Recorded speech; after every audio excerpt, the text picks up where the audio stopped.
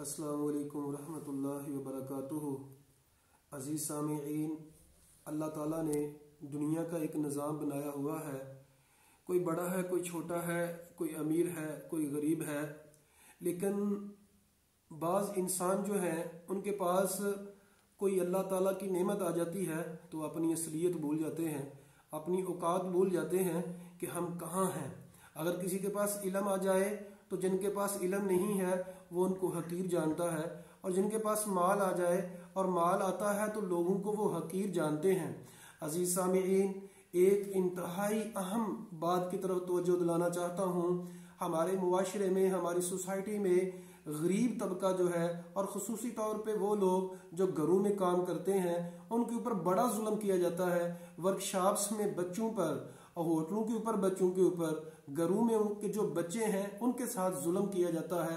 عزیز سامعین، میں ریکویسٹ یہ کرنا چاہتا ہوں، میں عرض یہ کرنا چاہتا ہوں، میری بات کو ذرا غور سے سنیے گا۔ قرآن مجید میں اللہ تعالیٰ فرماتے ہیں وَاتَّقُوا اللَّهَ وَاعْلَمُوا أَنَّ اللَّهَ شَدِيدُ الْعِقَابِ، لوگو اللہ کا تقوی اختیار کرو، اللہ کا ڈر اختیار کرو، اور اس بات کا یقین کر لینا وَاعْلَمُوا أَنَّ اللَّهَ شَدِيدُ الْعِقَابِ، اللہ بڑی سخت سزا دینے والا ہے۔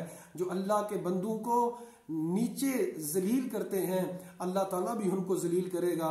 رب کی لاٹھی بے آواز ہے، رب کی لاٹھی بے آواز ہے۔ نبی کریم صلی اللہ علیہ وسلم نے جو آخری میسج دیا وہ یہ میسج تھا کہ لوگوں وما ملکت ایمانکم الصلاۃ الصلاۃ، نماز کا خیال رکھنا، نماز کا خیال رکھنا، وما ملکت ایمانکم، اور جو تمہارے ماتحت لوگ ہیں ان کا خیال رکھنا۔ اب ماتحت میں اسٹوڈنٹس بھی ہیں، ان کے معاملے میں اللہ سے ڈرنا، اور ملازم طبقہ جو ہے وہ بھی ہے۔ اسی طرح جو لوگ بھی ماتحت ہیں ان کے معاملے میں اللہ تعالیٰ سے ڈرنا۔ انسان کو خدا نہیں بن جانا چاہیے، انسان کو ہمیشہ عاجزی اختیار کرنی چاہیے۔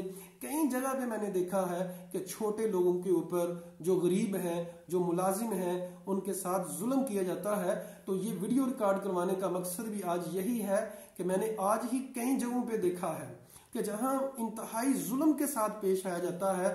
یاد رکھیے گا، نبی کریم صلی اللہ علیہ وسلم نے فرمایا کہ دنیا جہاں کے لوگوں، تمہیں جو رزق دیا جاتا ہے بِضُعَفَائِكُمْ، تمہارے غریبوں کے ساتھ کی وجہ سے رزق دیا جاتا ہے، تمہارے کمزوروں کی وجہ سے رزق دیا جاتا ہے، تمہارے امیروں کی وجہ سے رزق نہیں دیا جاتا۔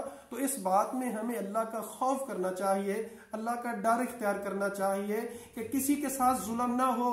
الظلم ظلمات یوم القیامہ، ظلم جو ہے قیامت والے دن انتہائی اندھیرے ہوگا، اور جو ظالم ہے وہ اللہ تعالیٰ کی رحمت کے اس کے قریب نہیں آ سکتی، اللہ تعالیٰ کی رحمت سے وہ دور ہے۔ تو عزیز سامعین، اللہ کا واسطہ اللہ کا ڈر اختیار کریں، اللہ کے عذاب سے ڈریں، اور کسی کو حقیر نہ جانیں، ظلم نہ کریں۔